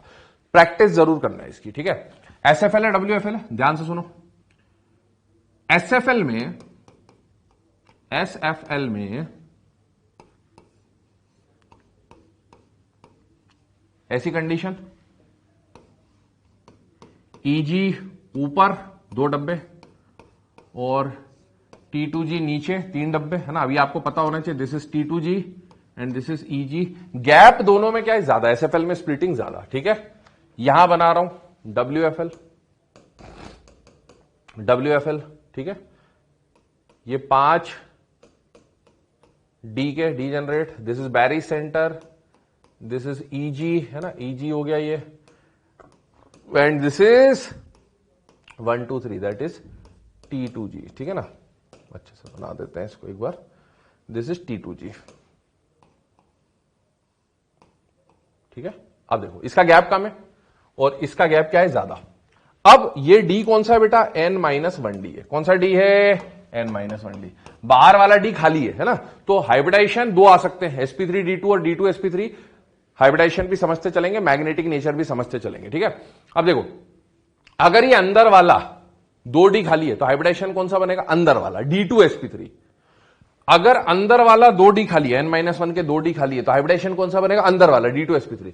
लेकिन जब ये भर जाएंगे तो हाइब्रिडाइजेशन में क्या यूज करूंगा? बाहर वाले D। कौन से वाले D? बाहर वाले D, है ना, sp3d2। अब ऐसा मत करना, ऐसा चमत्कार मत दिखाना कि सर अंदर का 1 D खाली है तो ये हाइब्रिडेशन 6 डब्बे चाहिए ना, 1 2 3 टोटल हो गया, मतलब 5 और 1 6। ऐसा हाइब्रिडेशन पॉसिबल नहीं, याद करना हाइब्रिडेशन 2 ही पॉसिबल है कोऑर्डिनेशन नंबर 6 में, D2sp3 या sp3D2, या तो दोनों डी अंदर वाले आएंगे, या तो दोनों डी अंदर वाले, और वो कौन से डी होंगे, ईजी वाले, या दोनों डी बाहर वाले। ऐसा नहीं कि एक अंदर का डी और एक बाहर का डी, ऐसा चमत्कार मत दिखा देना, है ना, दिखा देते कई बार, तो मैं बोल चुका हूं ऐसा कुछ हो नहीं सकता। चलिए आगे देखें। सबसे पहले हो सकता है कि जो कॉम्प्लेक्स आपको दिया है, उस कॉम्प्लेक्स में जो सेंट्रल मेटल है उसका जब आप कॉन्फिगरेशन निकालो तो क्या कॉन्फिगरेशन आ जाए, D1। क्या कॉन्फिगरेशन आ जाए, D1। बेटा D1 का मतलब यह हुआ, D1 का मतलब यह हुआ कि कौन सा इलेक्ट्रॉन आ गया, पहला, है ना, एक इलेक्ट्रॉन आ गया, सुनते जाना, एक इलेक्ट्रॉन आया, पहला इलेक्ट्रॉन। अभी मैं एसएफएल की कंडीशन समझा रहा हूं आपको, किसकी कंडीशन समझा रहा हूं, एसएफएल, है ना, this is T2G, this is EG, T2G EG। बताइए पहला इलेक्ट्रॉन ऐसा तो मिलेगा नहीं, क्योंकि ये तो वीबीटी है, सीएफटी ने बोला कि ये पांचों टूट गए 2 हिस्सों में, ठीक है। तो पहला इलेक्ट्रॉन T2G में या EG में, लोअर एनर्जी पे हायर एनर्जी पे, लोअर, पहले इलेक्ट्रॉन की फिलिंग अब्बा लोअर एनर्जी से होगी, तो पहला इलेक्ट्रॉन यहां आ गया, फर्स्ट इलेक्ट्रॉन, है ना, ये 1 लिख रहा हूं, मतलब फर्स्ट इलेक्ट्रॉन है, 1 लिख रहा हूं, फर्स्ट इलेक्ट्रॉन है, ठीक है ना। अब देखें कॉन्फ़िगरेशन क्या बना, जब D1 कॉन्फ़िगरेशन है, एसएफएल वाला केस है, तो T2G में एक इलेक्ट्रॉन है और EG क्या पड़ा है, खाली, T2G में 1, EG में 0। एसएफएल के बाद अगर WFL में सेम कंडीशन आ जाए, पहला इलेक्ट्रॉन आ गया, WFL की कहानी है, बताओ पहला इलेक्ट्रॉन T2G में या EG में, ये तो बस वीबीटी के हिसाब से, एक्चुअल में तो इलेक्ट्रॉन इसमें नहीं गया, इनमें जाएगा, है ना, बस वो शो कर रहा हूं मैं। पहला इलेक्ट्रॉन T2G या EG, T2G लोअर एनर्जी में जाएगा हमेशा, ठीक है, तो पहला इलेक्ट्रॉन यहां भी T2G, ये फर्स्ट आ गया, फर्स्ट आ गया, ठीक है। अब एक बात बताओ, यहां पर भी पहला इलेक्ट्रॉन T2G में, तो WFL वाले केस में भी T2G 1 EG 0, T2G 1 EG 0। क्या D1 कॉन्फ़िगरेशन में SFL और WFL की कंडीशन आपको सेम दिख रही है, यस। क्या इस केस में एक अनपेयर्ड इलेक्ट्रॉन है, यस। क्या इस केस में एक अनपेयर्ड इलेक्ट्रॉन है, यस। अगर एक एक अनपेयर्ड इलेक्ट्रॉन है, मतलब पैरामैग्नेटिक या डायामैग्नेटिक, पैरामैग्नेटिक मतलब D1 अगर मेटल का कॉन्फ़िगरेशन है, लिगेंड कोई भी हो, एसएफएल हो या WFL हो, एक अनपेयर्ड होगा, पैरामैग्नेटिक होगा, और अनपेयर्ड अगर एक है दोनों केसेस में, तो इसका मतलब है spin magnetic moment will be 1 point something. और हाइब्रिडाइजेशन में 2 पॉसिबल, या तो D2sp3 या sp3D2। D2sp3 के लिए अंदर वाले डी खाली होने चाहिए। आप बताओ क्या n-1 का EG खाली है, यस। क्या n-1 डी का EG खाली है, यस। जब तक ये अंदर वाले 2 डी खाली हैं, जब तक ये अंदर वाले 2 डी खाली हैं, हाइब्रिडाइजेशन D2sp3 होगा, अंदर वाला होगा, कौन सा होगा, D2sp3, ठीक है ना बेटा। चलिए इसको इरेज कर रहा हूं मैं एक बार, अब आप इसका थोड़ा सा आइडिया ले लें। अब मैं ये नहीं बनाऊंगा, है ना, मैं सिर्फ ये शो करूंगा ताकि समझाना आसान हो जाए थोड़ा सा, ठीक है। देखें ये आ गया। अब देखें एसएफएल की कंडीशन और WFL की कंडीशन एक जगह बना दे रहा हूं। This is EG, this is T2G, ठीक है। अब ये आपको मान के चलना है कि इसमें गैप क्या है बेटा, ज्यादा है ना, मैं शो नहीं कर रहा हूं, पर आप कॉपी में ऐसे ही बनाएंगे क्योंकि मुझे स्पेस थोड़ा सा मैनेज करना है। यहां पर ये आ गया EG, ये आ गया T2G, ठीक है। गैप ज्यादा है इनके बीच में गैप कम है। पहला इलेक्ट्रॉन जो आया, ठीक है, वो यहां आ गया, ठीक है। तो एसएफएल में पहला इलेक्ट्रॉन आने पर T2G1 EG0, T2G1 EG0, और WFL में पहला इलेक्ट्रॉन आने पे T2G1 EG0, T2G1 EG0। जब तक EG खाली रहेगा, जब तक ये EG खाली रहेगा, ये कौन सा EG, अंदर वाला है ना, यहां पर मैंने n-1d लिखा है, यहां पर n-1d लिखा है। जब तक ये EG खाली है, हाइब्रिडाइजेशन D2sp3, अंदर वाला D खाली है, ये 2 D खाली है अगर, तो हाइब्रिडाइजेशन D2sp3 होगा। अब चलिए D2 आया, D2 कॉन्फ़िगरेशन आया, तो बेटा D2 का दूसरा इलेक्ट्रॉन बताइए T2G में या EG में, एनर्जी लोअर पे जाएगा या हायर पे जाएगा, लोअर पे जाएगा पहले तो, पहला डब्बा या दूसरा डब्बा, दूसरा, पहले सिंगल फिलिंग होगी, है ना, दूसरा इलेक्ट्रॉन यहां। ऐसा अगर हुआ तो बताइए T2G में कितने इलेक्ट्रॉन आ गए, 2, EG में कितने, 0। तो देखिए D2 में अगर स्ट्रॉन्ग फील्ड लिगेंड है तो T2G will be 2, EG will be 0। और अगर दूसरा लिगेंड WFL हुआ, मान लो इसी में D2 में WFL आया, तो बेटा बताइए दूसरा इलेक्ट्रॉन T2G या EG? T2G में पहला डब्बा या दूसरा डब्बा? दूसरा। पहले सिंगल फिलिंग होगी फिर पेयरिंग होती है ना, ये आप जानते हैं। तो ऐसा आ गया। क्या इसकी कंडीशन और इसकी कंडीशन सेम दिख रही है? यस, T2G में 2 EG खाली, T2G में 2 EG खाली। मतलब D2 कॉन्फ़िगरेशन होने पर या D1 कॉन्फ़िगरेशन होने पर लिगैंड कोई भी हो कोई फर्क नहीं पड़ता, कोई फर्क नहीं पड़ता, है ना। देखते जाइए। तो यहां भी T2G2 EG0। एक्चुअल में D1 D2 D3 होने तक चाहे लिगैंड SFL हो या WFL हो कोई फर्क नहीं पड़ेगा। इसके बाद है ना, इसको भूल जाए बस। D4 से D7 में फर्क आएगा। याद करें मैंने आपको बोला था हाई स्पिन लो स्पिन कहां तक देखते थे? D4 से D7 तक देखते थे, क्योंकि D1 D2 D3 में कैसा भी लिगैंड है एक ही कंडीशन बनती है। तो उसमें 2 टाइप्स आप नहीं बता सकते, हाई या लो। इवन ये 3 लास्ट के D8 D9 D10 कैसा भी लिगैंड है, SFL है WFL है, कंडीशन एक ही होगी। कंडीशन चेंज केवल वहां होगी जहां D4 से D7 आ रहा होगा, ठीक है ना। तो देखिए D3 पे आ रहे हैं, तीसरा इलेक्ट्रॉन आया किसके केस में? स्ट्रॉन्ग फील्ड में। बताइए T2G या EG? T2G पहला दूसरा या तीसरा डब्बा? तीसरा डब्बा आ गया। बताइए WFL में तीसरा इलेक्ट्रॉन T2G के तीसरे डब्बे में। अभी देखिए क्या 3 अनपेयर्ड इलेक्ट्रॉन है बेटा? यस, मतलब paramagnetic spin magnetic moment 3 point something. WFL अगर हुआ ऐसे केसेस में तो भी 3 अनपेयर्ड इलेक्ट्रॉन है, spin magnetic moment will be 3 point something. क्या अंदर वाला EG अभी भी खाली है बेटा? यस। क्या अंदर वाले EG खाली है बेटा? यस। इसका मतलब है अंदर वाला हाइब्रिडाइजेशन आएगा D2sp3, D2sp3 दोनों की कंडीशन है। D1 D2 D3 hybridisation D2sp3 है क्योंकि EG अभी तक खाली है और हर केस पैरामैग्नेटिक है। ये देखो ये 3 का केस D1 D2 D3। सुनना मेरी बात, इधर बना रहा हूं, ये अंदर है, ठीक है ना। लिगैंड कैसा भी हो, चाहे SFL आ जाए चाहे WFL आ जाए, है ना। अगर मेटल का कॉन्फ़िगरेशन D1 D2 या D3 है, लिगैंड कोई भी आ जाए फर्क नहीं पड़ता, कंडीशन एक जैसी होती है। हाइब्रिडाइजेशन में अंदर वाले D खाली रहेंगे और अंदर वाले D, देखो अंदर वाले D खाली है अभी तक, तो हाइब्रिडाइजेशन कौन सा हो जाएगा? D2sp3। कौन सा हाइब्रिडाइजेशन हो जाएगा? D2sp3। अच्छा ऐसा मत करना जैसे D2 कॉन्फ़िगरेशन था मान लो, तो D2 कॉन्फ़िगरेशन में नीचे वाला EG भी खाली, T2G खाली दिख रहा है, तो ऐसा मत करना D3sp2, नहीं वो पॉसिबल ही नहीं होता है ना। हाइब्रिडाइजेशन केवल D2 वाला होगा, EG पार्टिसिपेट करेगा। T2G खाली हो या भरा हो या हाइब्रिडाइजेशन में पार्टिसिपेट नहीं करता है ना बेटा। चलिए पैरामैग्नेटिक नेचर की बात कर रहा हूं मैं, ध्यान से देखो। जब D1 था इसमें और इसमें दोनों के पास एक एक अनपेयर्ड था, इसमें या इसमें D2 था दोनों के पास 2-2 अनपेयर्ड, इसमें या इसमें D3 था दोनों के पास 3-3 अनपेयर्ड। तो मैग्नेटिक नेचर दोनों केसेस में अभी तक क्या रहा है बेटा? पैरामैग्नेटिक, है ना। ये सारा केस हमेशा पैरामैग्नेटिक। तो अगर मेटल की कॉम्प्लेक्स में कॉन्फ़िगरेशन D1 हो या D2 हो या D3 हो, लिगैंड कोई भी हो कोई फर्क नहीं पड़ता। हाइब्रिडाइजेशन बिना कुछ सोचे समझे आप क्या बोल सकते हो? D2sp3 and magnetic nature always paramagnetic. हां, अब पैरामैग्नेटिक में 1 अनपेयर्ड है, 2 अनपेयर्ड है या 3 अनपेयर्ड है, वो डिपेंड करेगा। D1 में 1 अनपेयर्ड होता है, वो आप फिल करके देखेंगे, 2 अनपेयर्ड 3 अनपेयर्ड। प्रैक्टिस कराऊंगा इनके क्वेश्चंस की, नो प्रॉब्लम, ठीक है ना। जैसे मान लीजिए आपके पास VBT हम लोगों ने जब पढ़ा था, VBT निकालें, उसमें कोऑर्डिनेशन नंबर 6 का 4th एग्जांपल ये वाला निकालिए। यहां पर जब आप क्रोमियम का कॉन्फ़िगरेशन निकालोगे, क्रोमियम +3 का कॉन्फ़िगरेशन आ रहा है 3D3, देखिएगा समझा रहा हूं। क्या इसका कॉन्फ़िगरेशन D3 है? यस। कौन सा कॉन्फ़िगरेशन है? D3 है। D3 में लिगैंड कौन है बेटा? SFL। D3 में लिगैंड कोई भी हो, SFL हो या WFL हो, इवन यहां NH3 के बदले अगर मैं H2O लिख दूं 6 तो भी कोई फर्क नहीं पड़ता, आंसर वही रहेगा बेटा। अगर मेटल का कॉन्फ़िगरेशन D3 है, लिगैंड कैसा भी हो, इसका हाइब्रिडाइजेशन आप बिना कुछ सोचे समझे बोल सकते हो क्या आएगा? D2sp3 डायरेक्ट, कुछ भी नहीं करना। और इसका मैग्नेटिक नेचर क्या होगा? पैरामैग्नेटिक। क्या होगा? पैरामैग्नेटिक, चाहे कोई भी लिगैंड हो। हां, अब स्पिन मैग्नेटिक मूवमेंट क्या है? 1 point something, 2 point something, 3 point something, तो वो आपको फिल करना आना चाहिए। D3 को फिल कर दें, कैसे फिल करेंगे? T2G EG, T2G में 1 2 3 अनपेयर्ड इलेक्ट्रॉन है, आ जाएगा, ठीक है।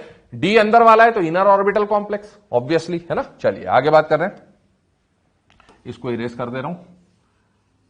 अब अगले एग्जांपल्स पे या अगले टाइप पे मूव करते हैं।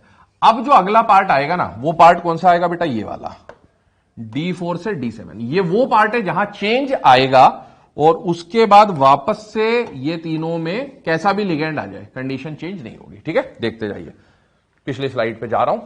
अब आ रहे हैं हम लोग D4 पे। किस पे आ रहे हैं बेटा? D4 पे। देखिएगा ध्यान से। D4 कब? SFL। बेटा चौथा इलेक्ट्रॉन आया 3 तो भर गए, चौथा इलेक्ट्रॉन आया एसएफएल में। चौथा इलेक्ट्रॉन सिंगल फिलिंग होने के लिए कहां जाना चाहता, ऊपर।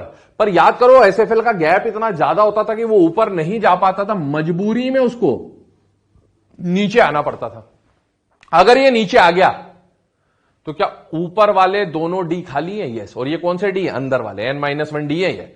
क्या अंदर वाले डी खाली है तो हाइब्रिडाइजेशन में अंदर वाला डी काम में आएगा? यस। और इसीलिए एसएफएल में अगर D4 कॉन्फ़िगरेशन है, एसएफएल में D4 कॉन्फ़िगरेशन है तो हाइब्रिडाइजेशन क्या बन जाएगा? अंदर वाला D2sp3। अच्छा, इसमें अनपेयर्ड इलेक्ट्रॉन है या नहीं है? कितने अनपेयर्ड है बेटा? 2। तो magnetic nature paramagnetic, magnetic nature paramagnetic. आगे बात समझ में? फिलिंग देख लो, T2G में कितने इलेक्ट्रॉन आ गए? 4 और Eg 0। T2G में 4, Eg 0। जब तक Eg 0 रहेगा, जब तक Eg 0 रहेगा, जब तक Eg 0 रहेगा, तब तक हाइब्रिडाइजेशन अंदर वाला रहेगा, क्योंकि अंदर वाला Eg खाली है, D2sp3। ठीक है। अब D4 में WFL आ जाए, WFL आ जाए। 3 इलेक्ट्रॉन फिल कर चुके, चौथा इलेक्ट्रॉन आ रहा है। चौथा इलेक्ट्रॉन ऊपर जाना चाहता है, सिंगल फिलिंग, यहां भी जाना चाहता था पर गैप ज्यादा था, पहुंच नहीं पाया। यहां पर आसानी से ऊपर पहुंच जाएगा, पहुंच जाएगा। अगर ऊपर पहुंच गया तो बताइए पैरामैग्नेटिक या डायामैग्नेटिक? पैरा। अभी तक जितने भी केसेस आए एसएफएल WFL सारे पैरामैग्नेटिक है ना, सारे पैरा है। ठीक है। डाया वाले केवल 2 जगह आएंगे, वो आपको याद रखने हैं, बाकी सब पैरा ही होते हैं। ये पैरा हो गया। अब एक बात बताओ, क्या अंदर वाला Eg खाली है या नहीं है? अब WFL में अंदर वाला Eg खाली है या नहीं है? एक है। अरे एक से नहीं, दोनों चाहिए। दोनों डी अंदर वाले या दोनों डी बाहर वाले? क्या अंदर वाले 2 डी खाली है क्या? नहीं। तो इसका मतलब है हाइब्रिडाइजेशन में अब अंदर वाला डी काम में नहीं आएगा। अंदर वाला डी काम में नहीं आएगा तो कौन सा डी काम में आएगा? बाहर वाला। बाहर वाला डी काम में आएगा मतलब हाइब्रिडाइजेशन sp3d2। इसका हाइब्रिडाइजेशन D2sp3, क्योंकि अंदर के दोनों डी खाली है, लेकिन इसका हाइब्रिडाइजेशन sp3d2। तो D4 आते ही दोनों में डिफरेंसेस आने चालू हो गए। वही है, D4 से D7 में आपको दोनों में कुछ ना कुछ डिफरेंस मिलेगा। तो आप देखो WFL में D4 में T2G3 Eg1। अब Eg इसका खाली नहीं है, और Eg अगर खाली नहीं है तो बाहर वाले Eg लेने पड़ेंगे, और इसीलिए इनर ऑर्बिटल ना बनके ये क्या बनाएगा? Outer orbital. क्या बनाएगा? Outer orbital. क्या बनाएगा? Outer orbital. देखिए अगली स्लाइड में इन सभी के लिए जो बात होगी वो सेम ही होगी। अभी हमने D4 पढ़ लिया, पर बाकियों में भी ऐसे ही होगा। देखिए इसमें अगर SFL आया, देखो D4 में अगर SFL आया तो Eg खाली है, अंदर वाला Eg खाली है, और अंदर वाला Eg खाली है मतलब अंदर वाला हाइब्रिडाइजेशन हो जाएगा D2sp3। इधर बनाने का मतलब अंदर, ठीक है ना। और D4 में अगर WFL आया तो बेटा WFL आया तो ये खाली नहीं है, एक ही खाली है, एक खाली नहीं है, दोनों खाली होने चाहिए, और दोनों खाली नहीं है। इसका मतलब है बाहर वाले डी यूज करोगे तो हाइब्रिडाइजेशन कौन सा हो जाएगा? sp3d2। This is para, this is also para till now. ठीक है। अब D5 की बात करते हैं। सुनिए, D5 आया, 5वां इलेक्ट्रॉन आया। एसएफएल के केस में 4 इलेक्ट्रॉन तो भर चुके नीचे, 5वां ऊपर जाना चाहता था, गैप ज्यादा था, पहुंच नहीं पाया, नीचे आ गया, यहां फिल हो गया, हो गए। क्या अभी भी इसके पास एक अनपेयर्ड है? यस। पैरामैग्नेटिक। क्या अंदर वाले दोनों डी खाली है? यस। इसका मतलब हाइब्रिडाइजेशन D2sp3, हाइब्रिडाइजेशन D2sp3। देखिए D5 SFL D2sp3, अंदर वाले दोनों डी खाली, पैरामैग्नेटिक, स्टिल पैरामैग्नेटिक। अभी तक सारे पैरा हैं। यहां पर आते हैं D5 WFL, समझा रहा हूं। देखिए WFL का D5 कहां जाएगा? यहां जाएगा। क्यों? क्योंकि गैप कम था, आसानी से चला गया। अभी भी ये पैरा, हां इसमें कितना अनपेयर्ड है? 1। तो इसका मैग्नेटिक नेचर 1 पॉइंट समथिंग। इसके पास कितने अनपेयर्ड है? 5। तो इसका मैग्नेटिक नेचर 5 पॉइंट समथिंग। अगर पूछे D5 SFL और D5 WFL में से which will be more paramagnetic, दोनों है paramagnetic, which will be more paramagnetic, ये क्योंकि जिसके पास जितने ज्यादा अनपेयर्ड होंगे उतना ही ज्यादा उसका क्या हो जाएगा? Paramagnetic nature. ठीक है। तो इसका हाइब्रिडाइजेशन sp3d2, क्योंकि अब अंदर वाले डी खाली नहीं है तो बाहर वाला डी ही काम में आएगा, sp3d2, और इसका हाइब्रिडाइजेशन स्टिल D2sp3। तो देखिए D5 WFL में बाहर वाले डी काम में आएंगे, sp3d2। अभी तक सारे केसेस पैरामैग्नेटिक है। ठीक है। अब D6 में पहली बार डायामैग्नेटिक देखने को मिलेगा आपको, वो भी SFL में। देखिएगा अब आया D6। ठीक है। D6 in case of SFL। देखिए 6ठा इलेक्ट्रॉन आया, 5 तो भर चुके, 6ठा ऊपर जाने लगा, जा नहीं पाएगा, गैप ज्यादा है, नीचे आ गया, यहां फिल हो गए। ठीक है। क्या अभी अंदर वाले दोनों डी खाली हैं? यस। जब तक अंदर वाले दोनों डी खाली है तब तक हाइब्रिडाइजेशन D2sp3। कौन सा? D2sp3। पर इस बार सारे के सारे इलेक्ट्रॉन पेयर हो गए, मतलब ये डायामैग्नेटिक है ना, D2sp3 डायामैग्नेटिक। तो D6 में SFL में हाइब्रिडाइजेशन तो D2sp3 है, लेकिन डायामैग्नेटिक है। कौन सा डायामैग्नेटिक है? D6, बाकी डाया नहीं है, है ना। इसमें लिख रहा हूं ऑल पैरामैग्नेटिक, ये D4 से D7 तक पैरामैग्नेटिक ही आएंगे एक्सेप्ट D6, है ना। केवल D6 वाला जो केस है एसएफएल में D6 वाला जो केस है वो डाया मिलेगा, बाकी सारे केसेस क्या मिलेंगे, पैरा। ठीक है, चलिए अब D6 WFL की बात करता हूं।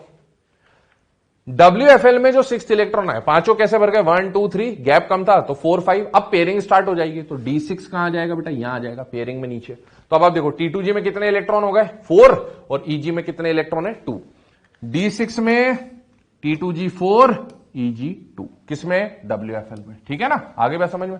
अभी देखो EG खाली, हाइब्रिडाइजेशन कौन सा था, D2sp3, यहां EG खाली नहीं है तो हाइब्रिडाइजेशन में बाहर वाला D काम आएगा। पैरामैग्नेटिक है 1 2 3 4, 4 अनपेड है ना, D6 WFL 4 अनपेड है, ऊपर वाला भरा हुआ है, D6 SFL डाया है, पर D6 WFL पैरा है, तो D6 WFL पैरामैग्नेटिक, ये हमेशा ही पैरामैग्नेटिक है ना, और हाइब्रिडाइजेशन sp3d2। अब एक सीधा सा केस आएगा लास्ट वाला, जो D10 होगा ना बेटा, वो चाहे SFL हो या WFL हो, D10 मतलब पूरा भर गया, और पूरा भर गया तो D10 विल बी डाया, दोनों के लिए, SFL WFL दोनों के लिए डाया होगा। बाकी केवल D10 डाया होता है और D6 में SFL वाला डाया होता है, ये वाला, बाकी सब पैरामैग्नेटिक आते हैं। चलिए अब D7 पे आते हैं, इंटरेस्टिंग बात आएगी, ध्यान सुनना। देखिए D7 पे आ गए, किस पे आ गए, D7, है ना।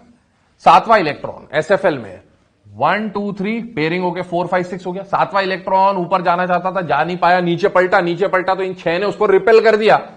7वां इलेक्ट्रॉन कहां चला गया, ऊपर, क्योंकि अब आप भी जानते हो कि वो 7th इलेक्ट्रॉन नीचे फिल भी नहीं हो सकता क्योंकि जगह नहीं है, ऊपर गया। तो बताइए एक अनपेयर्ड इलेक्ट्रॉन है या नहीं है बेटा, है, एक अनपेयर्ड है, मतलब पैरा या डाया, पैरा। ठीक है ना, पहली बात तो ये कि D7 विल बी पैरा, है ना, ये सारे पैरा होते हैं एक्सेप्ट D6, है ना, पैरा हो गए, SFL का केस है। अब सुनिए D7 का हाइब्रिडाइजेशन मैंने क्या लिखा है, D2sp3, D7 का हाइब्रिडाइजेशन बॉक्स है ना, D7 का हाइब्रिडाइजेशन SFL में क्या होता है, D2sp3।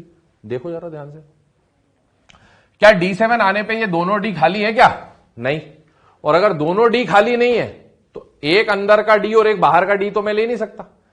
हाइब्रिडाइजेशन D2sp3 कब होगा, जब दोनों D खाली होंगे, पर सर ये तो खाली नहीं है, बिल्कुल सही बात है, खाली नहीं है। याद करो जुगाड़, SFL आने पर क्या अंदर का एक D का इलेक्ट्रॉन बाहर भेजा जा सकता है, यस, तो ये इलेक्ट्रॉन बाहर चला जाएगा जरूरत पड़ने पर, और अगर ये बाहर चला गया तो क्या ये दोनों D खाली हो जाएंगे, यस, और दोनों D खाली हो गए मतलब हाइब्रिडाइजेशन D2sp3 हो जाएगा बेटा। तो इसीलिए D7 में भी हाइब्रिडाइजेशन D2sp3 है। चलिए अब D7 WFL की बात करता हूं। 1 2 3 4 5 6 हो गया, 7th इलेक्ट्रॉन नीचे आ जाएगा। ये बताइए पैरा या डाया, पैरा, 3 अनपेयर्ड है, पैरामैग्नेटिक, और इसमें हाइब्रिडाइजेशन में अंदर वाला D बहुत देर से यूज ही नहीं आ रहा, तो वो यूज अभी भी नहीं आएगा क्योंकि अब वो खाली नहीं है, तो वो बाहर ही चलता रहेगा। तो इसका हाइब्रिडाइजेशन sp3d2, बाहर वाला D ही काम आएगा, अब इसमें कोई प्रॉब्लम नहीं। तो ये हो गया D1 से D7 तक। D1 D2 D3 कॉन्फ़िगरेशन आने पर लिगेंड कोई भी हो, hybridisation always will be D2sp3, always paramagnetic. D4 से D7 में कहानी अलग है, D4 से D7 में SFL आता है, तो ड्यू टू पेयरिंग EG खाली हो जाएगा और D2sp3 और पैरामैग्नेटिक है ऑलवेज एक्सेप्ट D6 डायामैग्नेटिक होगा। हाँ, D7 में आप चाहो तो यहां लिख भी लेना, in presence of SFL only and only 1 electron can be shifted to higher energy level, ये लिख लेना आप, है ना, इस वजह से ये खाली हो जाएगा।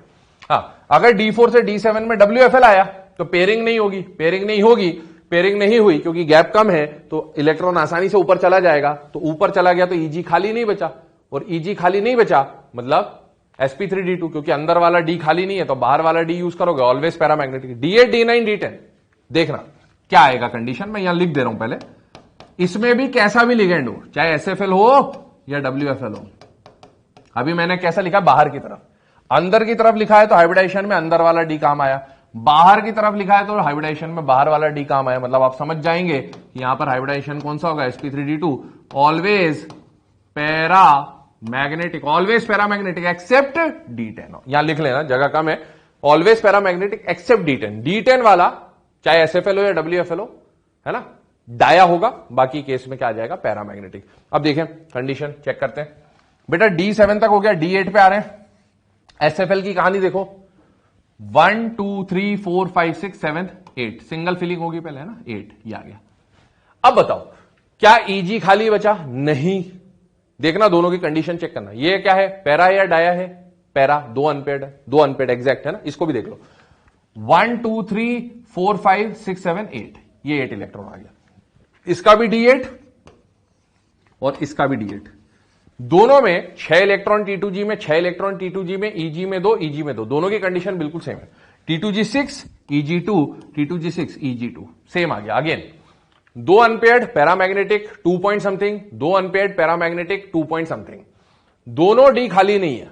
एसएफएल में एक इलेक्ट्रॉन की प्रॉब्लम होती तो बाहर भेज देता, दो इलेक्ट्रॉन को आगे नहीं भेज सकता। इसका मतलब है अब अंदर वाले डी काम में नहीं आएंगे, अंदर वाले डी काम में नहीं आएंगे तो बाहर वाले डी काम में आएंगे, और बाहर वाले डी काम में आएंगे मतलब हाइब्रिडाइजेशन sp3d2, बाहर वाला डी यहां पर है तो sp3d2 चल ही रहा है। तो आप देखें D8 में चाहे एसएफएल हो या WFL हो, बाहर वाला डी ही काम में आएगा, sp3d2 पैरामैग्नेटिक नेचर हो जाएगा। D9 पे आते हैं। D9 जैसे ही हुआ, 9th इलेक्ट्रॉन आया तो बेटा 9th इलेक्ट्रॉन यहां आएगा, 9th इलेक्ट्रॉन यहां आएगा। अभी भी आप देख सकते हो एक एक अनपेयर्ड है, paramagnetic paramagnetic 1 point something 1 point something, D अंदर के खाली नहीं है, डी अंदर के खाली नहीं है, तो दोनों में बाहर वाला डी हाइब्रिडाइजेशन में काम आएगा, sp3d2 sp3d2। तो D9 D9 sp3d2 sp3d2, D9 SFL हो या WFL हो, sp3d2 पैरामैग्नेटिक। अब D10 वाला जो केस है, D10 वाला जो केस है उसमें इलेक्ट्रॉन यहां और यहां आ जाएगा, मतलब T2G6 EG4 T2G6 EG4, देखें T2G6 EG4 T2G6 EG4 और डाया डाया हाइब्रिडाइजेशन में बाहर वाले डी ही काम में आएंगे, तो hybridisation will be D2 sp3d2 पर D10 विल बी डायामैग्नेटिक है ना, all paramagnetic except D10 which is diamagnetic, ये लिख लेना आप लोग। तो अब देखो हाइब्रिडाइजेशन निकालना हो, आपको सिर्फ एक कॉम्प्लेक्स दिया जाएगा, कॉम्प्लेक्स में आपको क्या चेक करना है, सेंट्रल मेटल, प्रैक्टिस कराऊंगा इसके क्वेश्चंस की। सेंट्रल मेटल में आपको क्या देखना है, मेटल का कॉन्फिगरेशन, मेटल का कॉन्फिगरेशन D1 से D10 तक कुछ भी हो सकता है। अगर मेटल का कॉन्फिगरेशन D1 D2 D3 है तो बिना लिगेंड को देखे आप डायरेक्टली बोल सकते हो हाइब्रिडाइजेशन D2 sp3 होगा, अंदर वाला होगा, और पैरा होगा। अगर हाइब्रिडाइजेशन अगर मेटल का कॉन्फिगरेशन D8 D9 D10 है तो भी आप बिना लिगेंड को देखे आप बोल सकते हो हाइब्रिडाइजेशन sp3d2 होगा और पैरामैग्नेटिक होगा। D10 में केवल वो डाया होगा। लेकिन अगर मेटल का कॉन्फिगरेशन D4 से D7 है, क्या है, D4 से D7, तब चेंज आता है। एसएफएल के केस में ये हाइब्रिडाइजेशन मिलेगा D2 sp3 और WFL के केस में हाइब्रिडाइजेशन क्या मिलेगा, sp3d2, ये कंडीशन होती है। अब ये वाला जो केस है D2 sp3, this is inner orbital, sp3d2 outer orbital, यहां पर पेयरिंग हुई है तो इसको लो स्पिन बोलते हैं, यहां पर पेयरिंग नहीं हुई है तो इसको हाई स्पिन कॉम्प्लेक्स बोलते हैं। तो ये ओवरऑल CFT को किस तरह से अप्रोच करना है उसका एक हमने बेसिक कंडीशन दिखा, इसकी प्रैक्टिस कर लें, क्वेश्चन इसके ऊपर अप्रोच करेंगे हम।